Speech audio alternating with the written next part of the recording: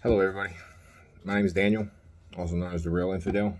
It's a little kickback to Operation Iraqi Freedom. Anybody who was serving and then knows that obviously we were called the Infidel. So, being that I had lighter hair and blue eyes, they all called me the Real Infidel, which kind of fits, I guess. Um, so, what I wanted to do today is I wanted to go over a couple things with you, just to clarify on my everyday carry. Video that I made. Some of the things I didn't have that in the EDC is my knife.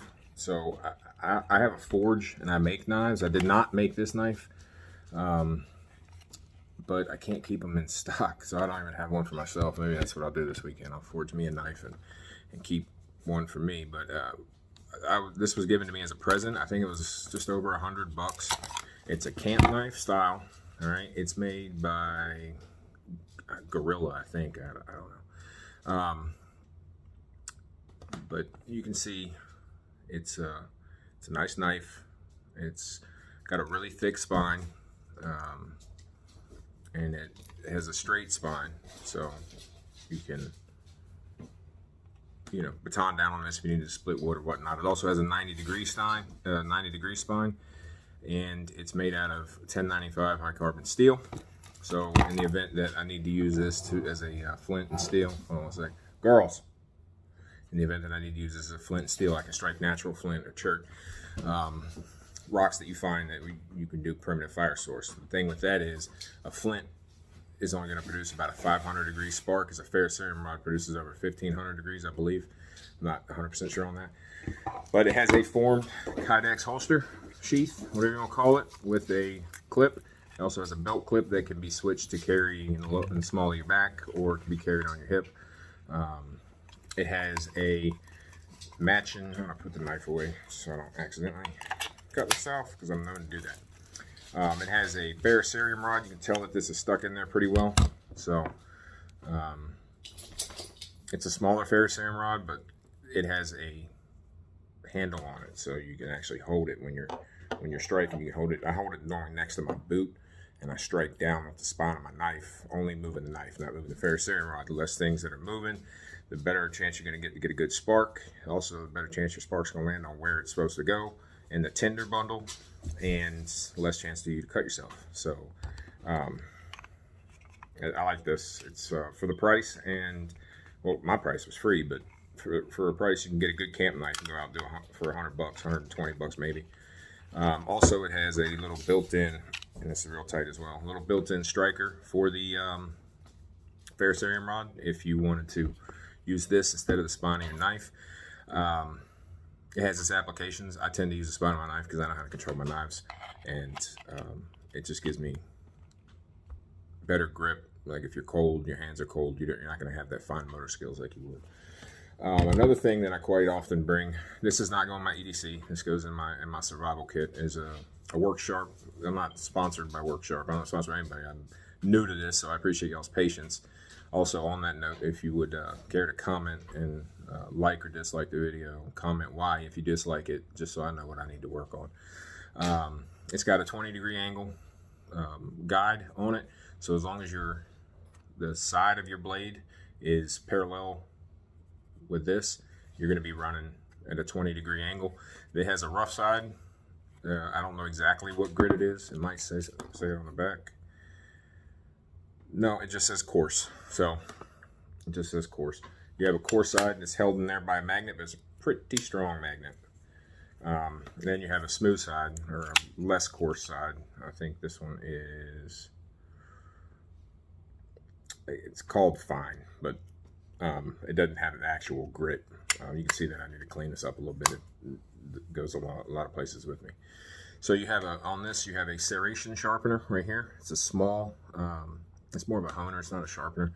It's a small ceramic piece here that you can sharpen the serrations of your knives. I tend not to use serrated knives because they're harder to sharpen, and if your knife's sharp, you don't need serrations.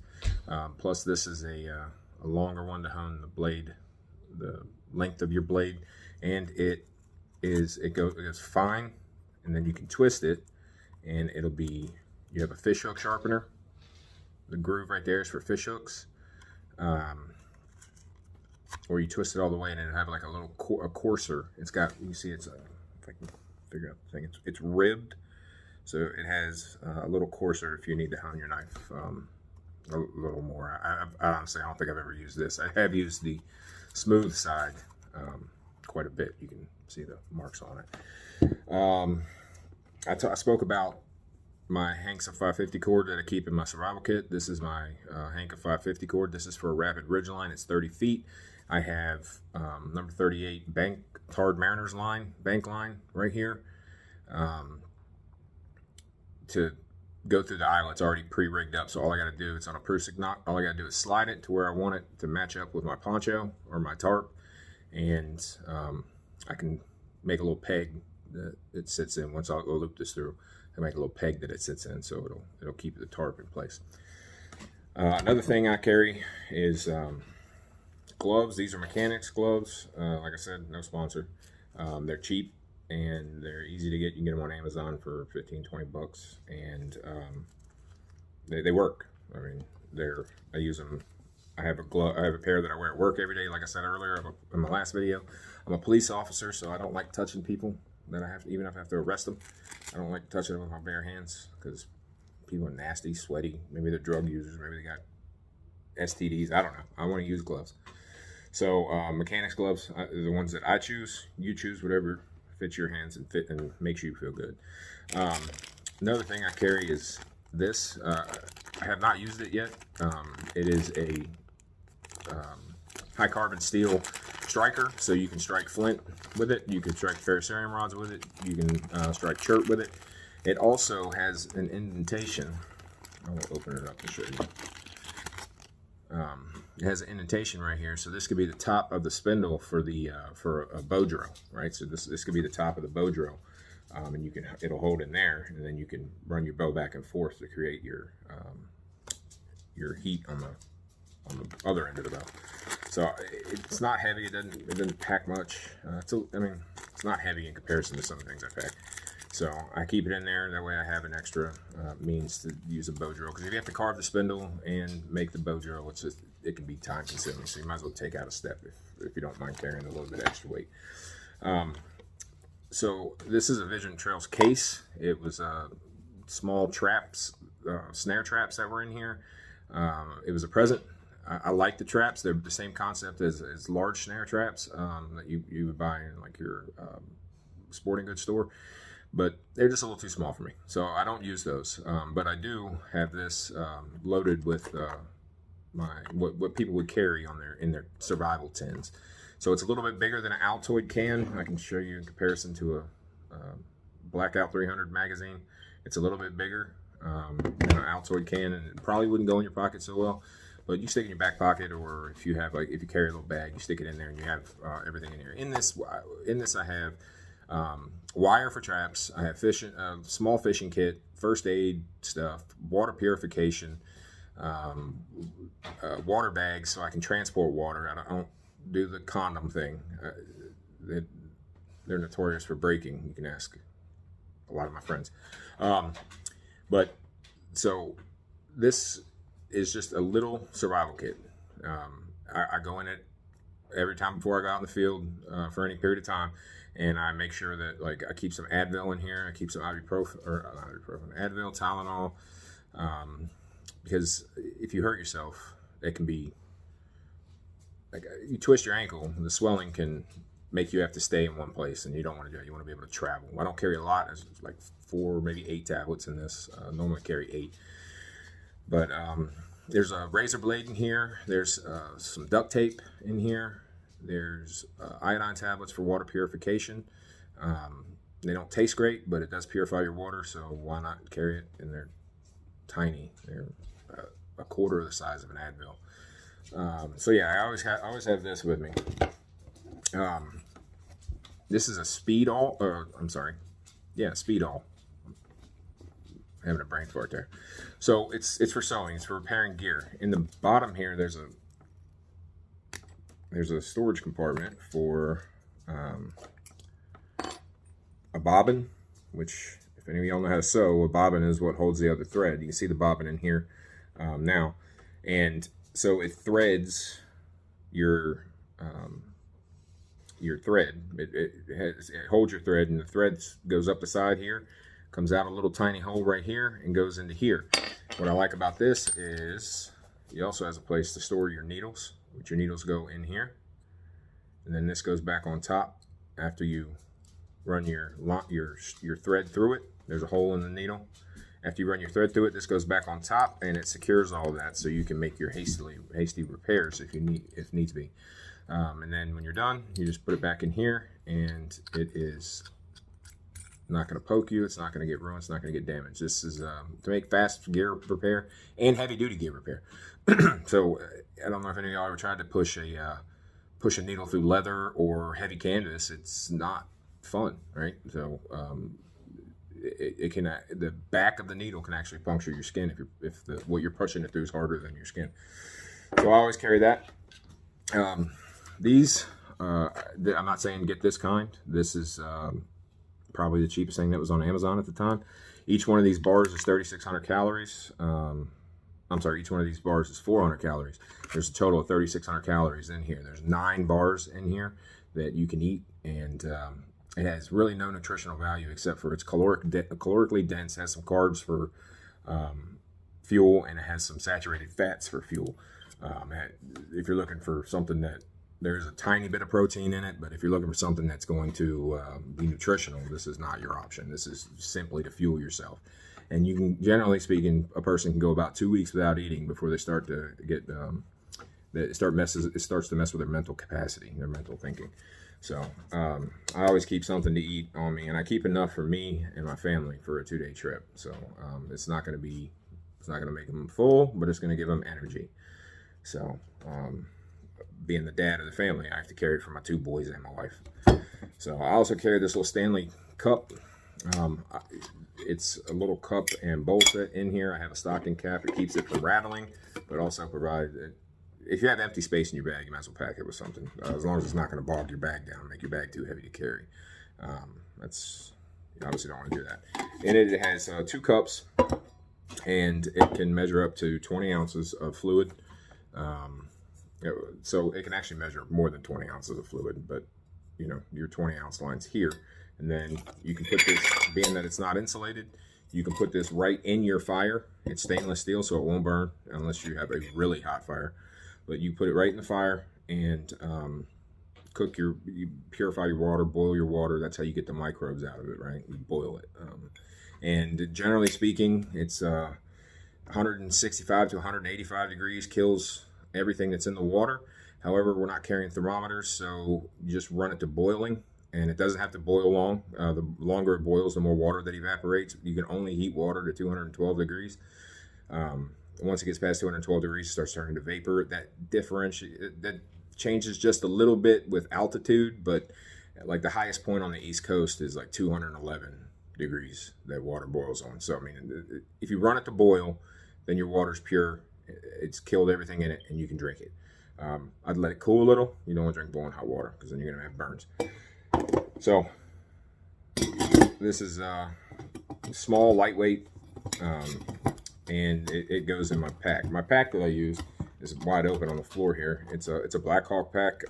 It's probably a little bigger than I would advise you all to carry if you were never in the military, or if you don't actively backpack. You have to train yourself to do that. You're not going to just grab a 40-pound pack and go 20 miles. It's just not going to happen. I try to keep my pack anywhere from 20 to 25, maybe 35 pounds if I have my tent system in it, because I do carry a tent system because, like I said, I have children, and I want to make things as comfortable as for them as I can out in the woods, or they're not going to want to be out in the woods.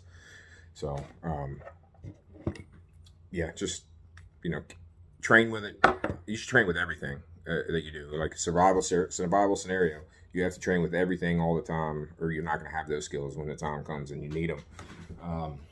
Another thing I carry always is a shemagh, cotton shemagh, not a synthetic. This is cotton.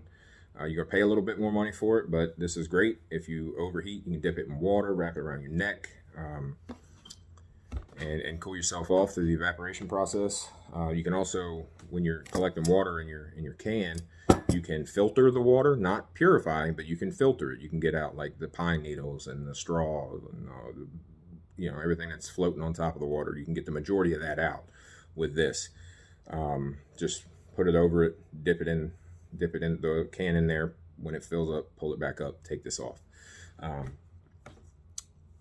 That is going to simply take some of the larger pieces of debris out of the water. It's not going to purify. You still have to go through the purification process, so make sure you do that.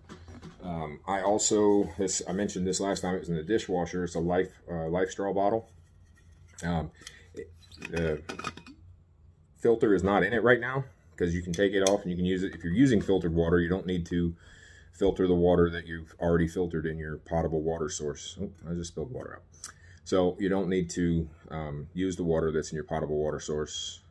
You don't need to refilter it. So you can drink that straight, and then you can keep your straw in a place where it won't break in your, because they're plastic. So keep it in a place that won't break in your pack. And then you have that, and then you have the filters last for like a ridiculous time. I don't know exactly offhand how long they last, but you're not going to run out as long as you're not using it when you don't need to use it. Another thing I always carry is a military issued canteen, metal, because I can take the plastic off. It has little tiny key rings here, which aren't the most secure. But I can take this off and I can set this again right in my fire, and it can purify the water that's in here. This is for potable water, not contaminated water, because I can drink right out of this, right? So when I get fresh water, I'll make sure I fill that up along with try to use fresh water in my life straw bottle, but if I can't, then I will carry dirty water in that. And a canteen cup, because you can cook and purify water in this. And the canteen's already in there. It doesn't take up much space, so it doesn't take up any extra space, and it only adds a little bit of weight to it. So I keep that in my bag because I want to carry. I want to carry anywhere from 32 to 48 ounces of water for myself for a day. Right, you want to have at least a half day's ration, which would be 32 ounces of water for yourself, and have the knowledge to be able to purify your water afterwards to make sure that you stay hydrated. Hydration is a killer. If you're not hydrated, you will die. Another thing that I carry is a poncho. This is I think it's a Helicon Tex. Yeah, it's a Helicon Tex poncho. I love Helicon Tex. My bag, my EDC bag was Helicon Tex, and I have it set up to deploy as a rapid ridge line. All right, so I have another hank of 550 cord and number 38 Tarred Mariners line already pre-rigged in this kit, so I can make myself a shelter. It's like I said, my tent, if I have it on me, my kids are going. My tent is for my kids, my wife, and I will be sleeping with the bugs. What I also carry I carry tent stakes. You can see they've been used. There's 6 tent stakes here. I have them tied off so they don't rattle and make noise. Whether you're in a permissive or non-permissive environment, you want to make sure that you're not making noise. So I carry 6 tent spikes with me. That way I don't have to make them in the woods. They weigh nothing. They go in the case for this. They're titanium, so they're not going to break. And when I need tent stakes, I use 6 tent stakes for my rapid ridgeline setup. So there's 3 types of shelter configurations you can run off a rapid ridgeline. I use 6 stakes for all of them to stake them off on the side. I might use them as a peg running across the top to hold it in place. The peg I was talking about earlier that goes through the Prusik knot on the Tarred Mariners line. I'll use the tent pegs for that too. So I always keep this in my bag. When I get my bag empty, I'll show you what it looks like. I carry a life tent. They're very cheap. They're not great made. They're not made great, but it's basically a Mylar blanket with some 550 cord. So I can make another shelter here. I can make a bivvy for me to lay on, because you always want to have something to lay on, lay in, to keep yourself from losing your core body heat by conduction and convection. Let's see what else. I got another pair of gloves that I carry. Like my last video, I said I have I had a little wire saw that was taped up in that. It's not what I use to cut wood. This is what I use to cut wood. It's a saw. This one here was a gift. I would tend to go with Fiskar saws. They're just a little more sturdy. But this one will suffice. It has 3 different blades. That one is a metal blade. I don't know what I'm going to be hand sawing metal with. I don't know what situation that would require me to hand saw metal. If it's thin enough for this to cut through, you could probably break it. So I would caution you on cutting metal with it. But yeah, so if I needed to use to harvest firewood or shelter wood for my survival needs at the time, I would use this. I don't like hacking because you take a chance on either blowing through what you're hacking and hitting yourself, or hurting yourself, cutting yourself somehow. So I would rather use this. And what I tend to do is I try for firewood. I try to find wood on the ground. That way it's seasoned a little. It's not as green. It's a little more dry on the inside. And I would put it in a plumber's vise, which I'll demonstrate for you when I get out in the field. I'm nursing an injury. I had shoulder surgery not long ago, so nursing an injury. But I will be out in the field here soon. So this is small. I do have larger ones that are in my shed that I would take if it was say it was really cold out. If I was going out in the winter, I would take a larger saw because I'm going to need more firewood, and more firewood means I'm going to either have to use this more, or I can take a larger tool and actually harvest wood that size-wise that I need. Generally speaking, you don't want to harvest anything that's over 2/3 the length of the blade, because you're going to take a chance on breaking your blade when it binds up in it. I generally stick with half the blade. If I can run half the blade, then I'm getting good strokes and I can get it cut quick. Another thing I carry in my bag. This is my bag. It's a Blackhawk bag. Okay. Another thing I carry is a water bladder, Camelback system in there. So I put my pot of water in there, and this can go right through the top, right over my shoulder, and I can hydrate as I need to, as I move along through the woods or whatever terrain I find myself in. It carries an entire day's worth of water. I sweat a little more than most people because I'm a big dude, but I would probably have to fill it up. I would probably go through this in a day, or less than a day. On the bottom, I have my tent. This is just for storage. When I'm moving, my tent goes on top, and you want to have your lighter stuff in the bottom of your bag and the heavier stuff on top of your bag, so it disperses better through the pack in your back. You don't want to have things weighing you down in the back, and it lowers your center of gravity or higher your center of gravity, and you're gonna fall over. So that's the way I do it. I also, here's my life straws. So I have the filter. I have 2 of these. The filter for the life bottle, and then I have an actual life straw that you can just dip down into a puddle of water and drink out of. I've never used it. I have it just in case I need to. I have tested them, and it doesn't make the water taste any better. The water, if you're drinking muddy water, it's still gonna taste like shit. But it's gonna at least be purified, so you can drink it. Water purification, disinfection. Water disinfection is the way to go. You want to disinfect the water of any microbes and microbes or whatever's in the water.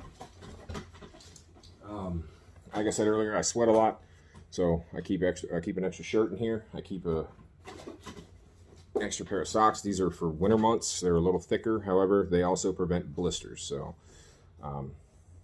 these are wool, and that's what I tend to use is wool socks. So I carry a couple of these little tea lights. Girls. I carry a couple of these little tea lights. You can see they've been crammed and smashed together. But this is a lighter extender, right? This is not camp light or anything like that. If I need camp light, I'll start a fire. But this is a lighter extender, right? So I light this, and then I can set it under my tinder as this is lit, and I don't have to hold my lighter down for 20 seconds, 30 seconds to get while it's wasting all my fuel to get my tinder dry. I can set this under it. The air from this, the hot air from this will dry your tinder bundle or your small stick bundle that if you're using like a fire, when you're using a fire overlay, you should be using a fire overlay, which I'll go over those. But this is just a lighter extender. I carry 9. But again, not a necessity. However, I think it's I think the juice is worth the squeeze on this, and I'm going to carry this just to save my my modern fire source, right? Like, there's no sense in going primitive until you have to go primitive. You should practice primitive, but in a survival situation, you should go modern if you can, and then work your way down. You should be practicing your primitive, because when the time comes that you need to be primitive, you'll have those skills. If you don't have those skills, you're going to die, 100%. So I keep a book. This is not a write in the rain. I keep a book and pencil to document, whatever I need to document. It could be a non-permissive environment. It could be hostile people in the area, and I want to document my ACE reports. I want to document. I might have to make small maps of the area for people that don't know the area as well as I do. So whatever I need to, I can make a little map. Like I said, it's not waterproof, but I do have write in the rain. So.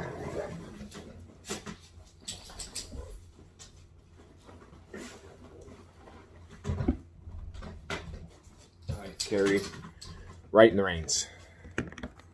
So if you don't carry write in the rains, this is a write in the rain. If water gets on this, so I have water on my table that I spilled, I will put this in it. It does not get wet. Okay. You can still write. It does. I'm sorry. It does get wet, but it doesn't absorb like normal paper does. I have two in there.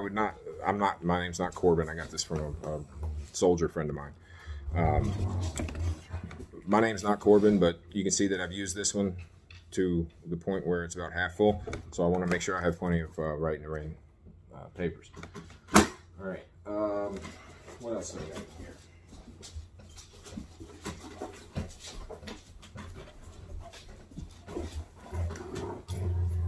Girls. All right, this is what I was talking about in my last video. This is a Fresnel lens. Okay, you can see it's not, you can't see through it. It's blurry at best, but it's a magnification lens. So as long as it's not a cloudy day, you can see the sun, you can start a fire with this. Okay, the fire if you're in the northern hemisphere, the fire's on the southern side of the hemisphere. The sun is on the southern side of the hemisphere. So you want to get it between your tinder, whatever you're trying to light, and the sun. Hang this in between it, and it will heat up your tinder source, and it will start a fire. And it is that thick. Has a little protective pouch that it goes in. It is absolutely worth the carry. This is a fishing kit. It's a small tin. It's a lot smaller than the Vigilant. This is it's maybe a little bit thicker than an Altoid, but it's a lot smaller than the Vigilant Trails kit. And you can throw this right in your gear and have a dedicated fishing kit. In a survival situation where you need to get calories, and you need to be able to get food, you can set out traps, you can set out fishing lines. Those are things that's not going to actively burn calories, such as like hunting, right? If you're out hunting for an animal, you're going to burn calories. You're going to have to track the animal. You're going to have to stand. You're going to have to move. You're going to have to be out there and exposed to the cold. Cold burns a lot of calories. Okay, so I would like to be able to throw out my traps. And give me 1 second. Let me let my dogs out. All right, guys, out.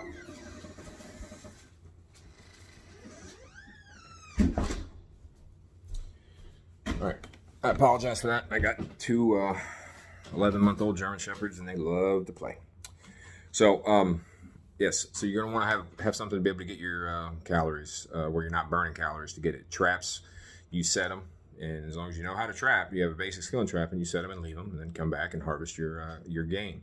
I like to use snare traps because I don't want to have to dispatch the animal when I get up to it.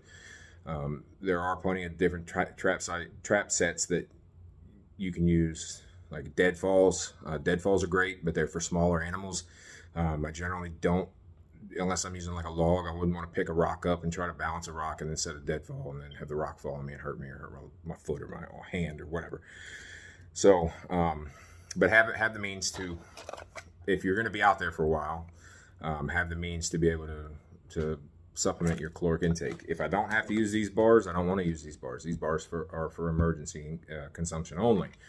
So if you're going to be out there, have a way to have the means to to get calories in you. Okay, so I know I told you I don't like hacking knives, but it doesn't mean there's no need for a hacking knife. This is a K-bar. I have other ones. I found this one works the best. I carried this one when I was in Iraq. I've never had anything that this thing wasn't able to take care of. And you can see that although it's beat to hell, the blade on that has 0 nicks, and it is sharpened to shaving strength, shaving sharpness, I should say. And you can see it has a painted Kydex sheath, because I was in the desert when I used this most of the time, so I just left it the same way. Like I said, these are things that you are definitely going to want to consider bringing. Another thing that I have is kind of gimmicky, but if you've never eaten with your hands, I mean, it sucks, right? We're civilized humans, or at least most of us. You can get these off Amazon for like $10, 2 of them. It's a spork, and you don't know what a spork is, shame on you. Has a little knife here it's a polymer knife, so you're not going to be processing a game with this. You're going to be cutting up your cooked meat. If you have fish, or say you're able to catch something in the trap, you need to cut it after you cook it, you can use this. I would highly discourage you from using it for anything else, because you're going to contaminate it, and you're not going to have the proper means to clean it, and then you're going to be eating contaminated meat or fat. There's 2 in here, plus some small zip ties for gear repair or hasty attachment of gear. They're lightweight, they don't really weigh anything, they don't take up any room, so I choose to have them, and as opposed to not have them. This is a supplemental fishing kit. You see all the line that's in here. It's just to, if I want to run a trot line, to put as many hooks in the water as I can to catch as many fish as I can at one time. Then the more hooks you have in the water, the more likely you're going to catch a fish. So if you put 1 line in the water and you catch a little fish, that's what you got to eat. If you put 10 lines in the water and you catch 5 little fish, that's what you have to eat. So have your supplemental kits available if you need to. What I would also do is I would supplement this kit in different weathers. So if it was cold, I would add more gear in there. I tend to go by the 4-layer system. So you have a wicking base layer. That's going to be what you wear against your skin, and that's going to pull the moisture, the sweat off of you. Okay. The next one is going to be your insulated layer. If needs be that you need an insulated layer. If you're in Virginia in the summer, you're not going to need an insulated layer. You might not want a wicking layer. So, you know, when this is your first line of shelter, is what you're immediately wearing. So when you leave the house, just think, am I dressed appropriately for the conditions that are outside in the event that I find myself in an emergency situation, right? Whether it be a survival situation or active shooter situation, you don't want to be overly dressed you don't want to have heavy clothes on and it be a little warm outside and you can't function because you're going to get dehydrated quickly. So vice versa, you don't want to go outside with minimal clothes on and it's below freezing and you become hypothermic or a weather casualty, because then you're no good to yourself. So that'd be my supplement kit for that. I carry first aid in this because I can sling this over me, and I have all my first aid needs in here. Tourniquets, splints. I have another straw for my life bottle if needs be. I have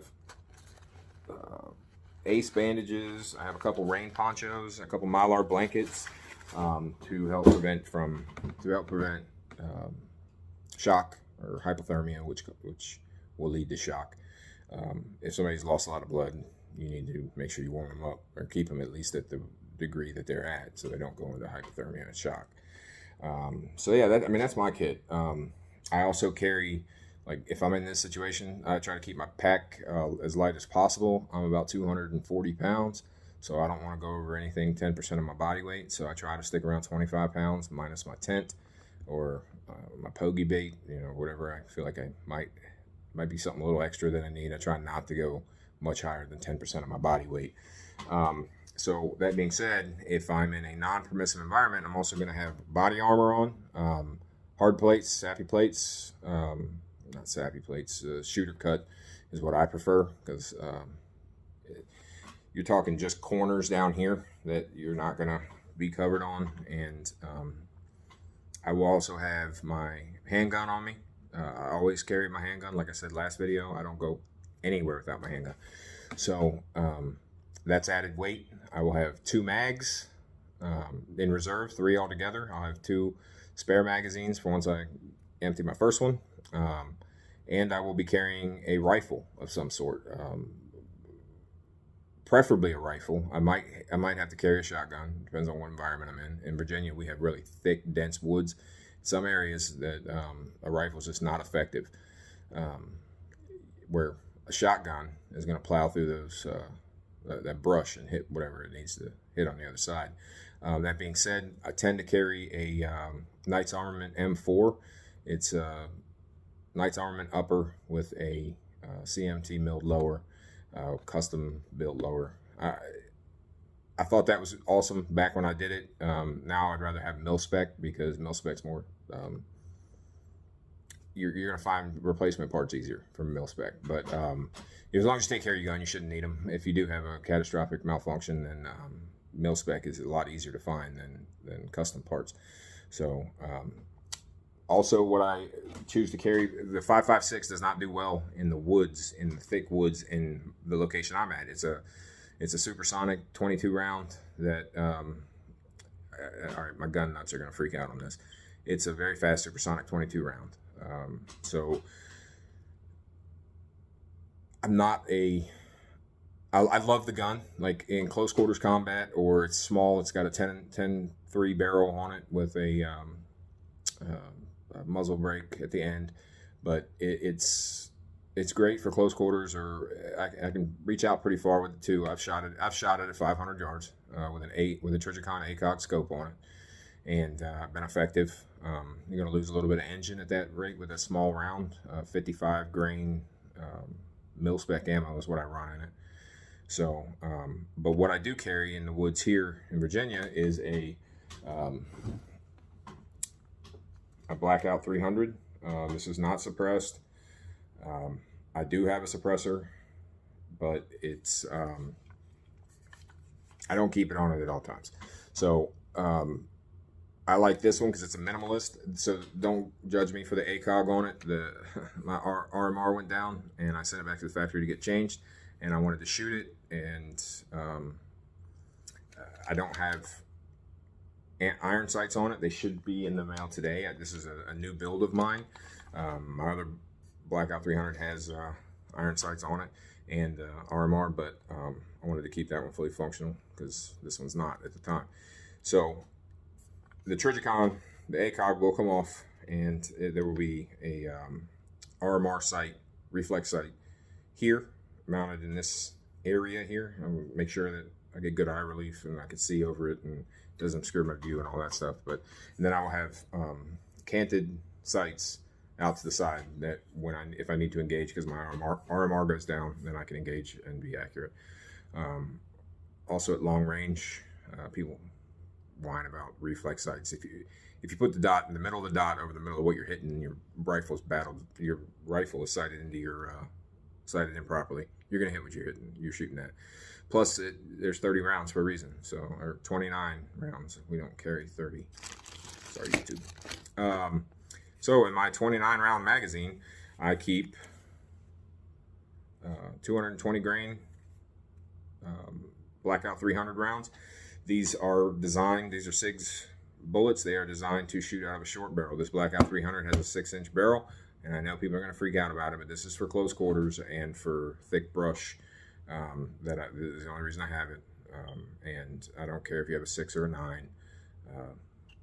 Blackout 300 in any close quarters environment is gonna be effective. It doesn't matter what your barrel length is at that point. So that being said, this is mine.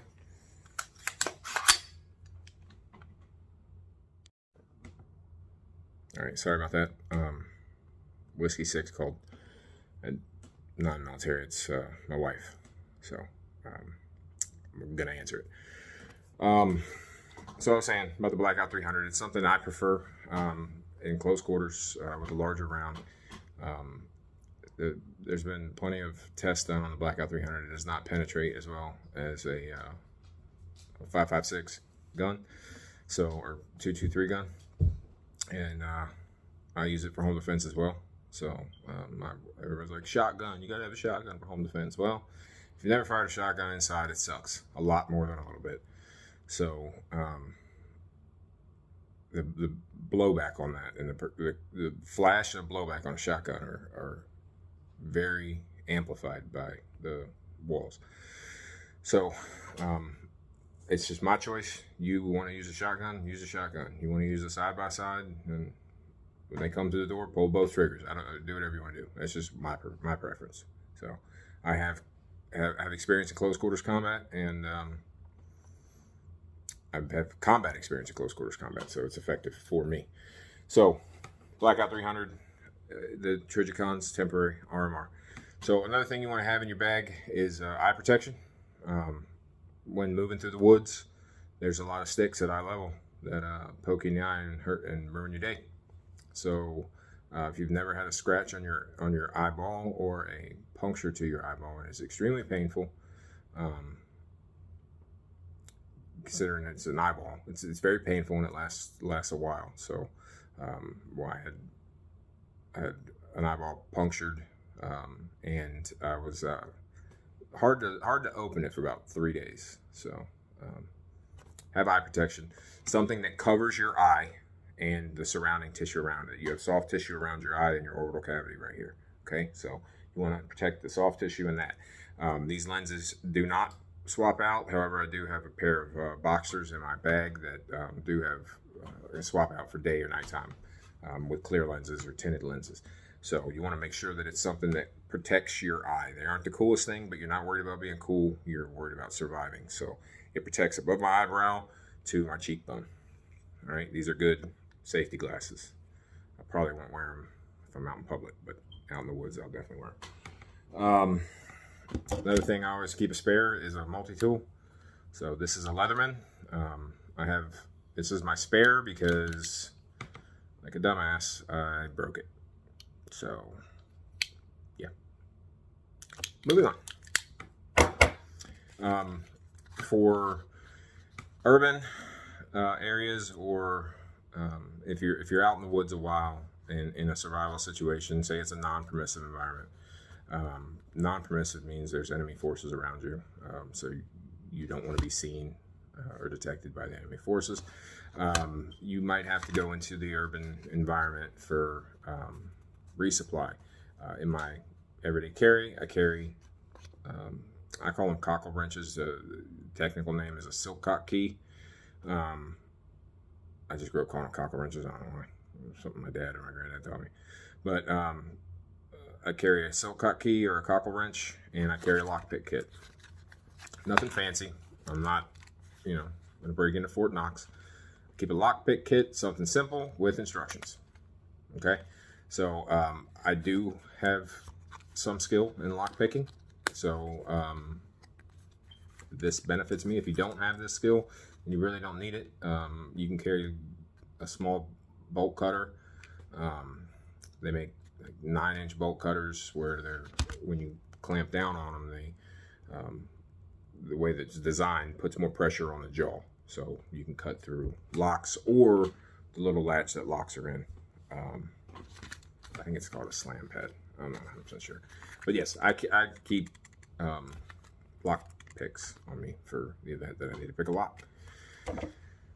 Some things I do try to stay away from. People know that I'm a survival nut. So they get me presents. Family members get me presents. They go on Amazon. They type in survival gear. If it's a gimmick, it's a gimmick. I'm not. That being said, I'm not going to get rid of presents that my family gave me. I'm just not going to pack them in my go bag because I'm not going to use them. Here's one. It's a wallet thing. In the last video, I showed you that little axe head that I keep in wallet. That's one gimmicky thing that I actually did like. I found a use for it. It might not be the exact use for it. I have used it. It's not great, but it's not horrible. In the event that that's what you need, and you need something like that, you have it. These are useless, in my opinion. These are useless. Y'all might have better reviews on them. I've never used it. Obviously, they're all stuck in here because I just don't see myself using something like this. These hooks are flat and a lot thicker than the hooks that I use, but not as strong because they're flat. They're not cylindrical, right? So it's not something I would use. These needles, they have needles on them. I would never use this ever, because you're going to hurt yourself, because it has that little nub on the end. When you break it off, you're gonna poke yourself in the hand, and that's something that possibly could get infected. It has little tiny saw blades that you can break off here. I can honestly say I cannot think of a way that to use this. They have little holes that are punched in it to tie strings to it, but if I can cut it with this, I can probably break it with my hands, because this is very thin. And these are supposed to be little fishing hook lures and stuff, and arrowheads. This is not an arrowhead that I would shoot large game with. Probably would not shoot anything with it. It does have this part here that you could use to make a frog gig or a gigging spear to spear fish if you needed to. These are not heat treated. It is not high carbon metal, so it is not going to last. You might get one thrust with these before they bend, and depending on what kind of fish you're going for, it will probably not penetrate. Just to be real, these are gimmicky. I don't like these, but I'm not going to get rid of something my family gave me. Here's another thing. It's like a multi-tool. I could see me taking this to a party to open beer or something, but it's got a can opener, bottle opener. It's got some wrenches here for sockets, I guess. I don't know. I mean, I wouldn't use it. It's got a little screwdriver on the end. But again, it was a present, and if whoever got this for me, sorry, I'm not going to use it outside of my house. But maybe I'll use it in my house. You never know. I might not be able to find the tool I needed that day. This is like a little dog tag container that has every type of dog tag you could think in it, from a glow-in-the-dark for light, not a good light source at all, and if not properly contained, this could give your spot away. A seatbelt cutter that I'm not going to use. So if you need to cut somebody out of a seatbelt, you grab the seatbelt, you pull it far away from them, and you cut the seatbelt. You don't try to cut them the seatbelt when they're in the car. I would much rather use my knife than that, because it's going to get through. If I got to cut a seatbelt, it means I got to get them out of the car quick. The car's falling or the car's on fire. I'm not going to try to saw through it with a little piece like that. This is an arrowhead. Again, it's not thick. It's a little thicker than the last one, but it's not heat treated. You're not going to be able to sharpen it. I would never wound an animal with this. It's just not practical. So I don't even, and it's got, you can see that it has like the imprint in it. So that's not going to be strong at all. Even if it was heat treated, that's going to break. It's got the little logo on it. Some saws, I guess. Again, if I can cut it with this, I can probably break it. I'm pretty strong. A fork, I could see carrying this, maybe. If I didn't have actual silverware that I carry. Not silverware, you know what I'm talking about. Polymerware. Fork and knife, which if you're poking something, you can't cut it at the same time. So, I don't know. Bottle opener, can opener. Again, there's a lot of sharp edges on this, so when you're popping the bottle off, there's a good chance you might cut yourself. And there's not a whole lot of, Sam Adams in the woods, so you don't need this. Can opener, I don't know that would cut through the tin. Might. I'm not going to try it. I'm not going to leave it to chance. This is a gig. You can see the gig part on the outside on this side. Not thick. Not something I'd use. So this is a fishing hook, obviously. I'm not going to use that either. This is a personal defense weapon. You could put this on your keychain. This is probably the only thing that could come into use out of the thing. You break these off, but you'd have to break those off before you come into contact with your threat, and then you'd have to carry a pokey thing in your pocket. So just use car keys. Car keys to the face will take down anybody now. I don't care how badass they think they are. So, yep, not using it. Here's a wrench. Nice. All right, so I showed you some things that I carry. It's not everything I carry. I do have other stuff in my bag. Those are your basic survival needs. You gotta have something to sleep on, something to sleep under, and something to sleep in. All right, and that will help meet your metabolic needs of regulating your core temperature. You lose heat through conduction, convection, radiation, and being wet, which is a conduction. But like, you want to be able to maintain your metabolic needs and meet your metabolic needs, whether it be core body temperature, hydration, life-threatening first aid, or incapacitating first aid. Like if you break your leg, you want to be able to meet those needs. I keep extra bandanas in my, I keep 4 of these in my kit. That way, if I need to splint my leg, I can splint 2 above the joint, 2 below the joint, and it is immobilized, so I can self-rescue, hopefully, or somebody can come get me. I keep it simple because, like I said, I'm not out there to live forever. If in a situation where you need to go out in the woods or travel through the woods would be a better scenario, in my opinion. You want to, like, in the military, we used to use PACE, right? Primary, alternative, contingency, and emergency plans, right? That's how you plan your mission. Your primary plan in any situation should be to bug in, not bug out. If you bug out, then you're limited to what you can carry, what your group can carry. If you bug in, now there are times, like I said, there's 4 tiers of planning.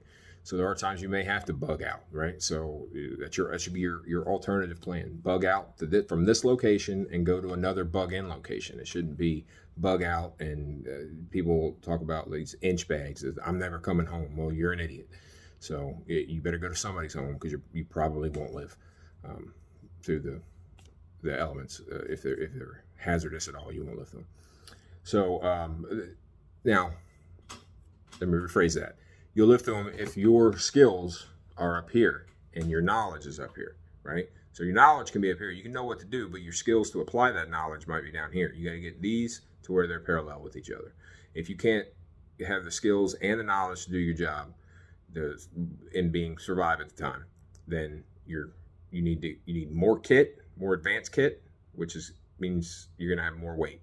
So if your kit's coming up, that's your knowledge and your survival gear. If that's going up, but your skills are still down here, then you're still up shit's creek, in my opinion. So primary is bug in. Alternative is a bug out to a new location. A contingency is we might not be able to go to this location, might have to go to a different location, so be able to plan for that. And your emergency is, in my opinion, the only time I would ever, like in the emergency part of my plan is I would pack enough to not have to come home for a long time. But to never come home is just ignorant. I mean, you're paying the mortgage there, you better come home. So again, make sure you have your metabolic needs, right? So your core temperature, which starts with your clothing that you have on, right? So maintain your core temperature. You don't want to get too hot. You don't want it to get too cold. Those are 2 things that'll incapacitate you, and rather quickly too. So then you want to have means to hydrate. You want to have water that you carry, that you leave with. You have water. You don't want to leave and your first stop, oh shit, I gotta go get water. So have the means to carry water with you. Have the means to provide shelter other than what you have on. So I like I said, I use a poncho for me and a tent for my kids. So you want to meet your metabolic needs and have some kind of emergency caloric intake. It doesn't need to be nutritional. It needs to be calories. Your body runs on them. The average person has about 1,000 calories of stored fat. However, unless you're going through the process of ketosis, you're not going to be burning that fat. You're going to be burning sugar, and you're going to be burning carbs. So have a way to increase that, your caloric intake. That way you can have the strength to perform, because if you can't perform, you're not going to survive. In an emergency situation, if I do bug out and it's a non-permissive environment where I'm wearing body armor, I only carry 4 mags. If I have to bug out, it's because I have my family with me and I'm trying to get them to safety. So I'm not looking for a fight. We're going to hide. We're going to basically sear it wherever we need to get. That's survival, escape, evade, and resist. We're gonna get them out of the hot zone. If I got to come back, then I'll come back. That I can resupply there. I can get more magazines. I carry 4 rifle mags spare, so 5 altogether.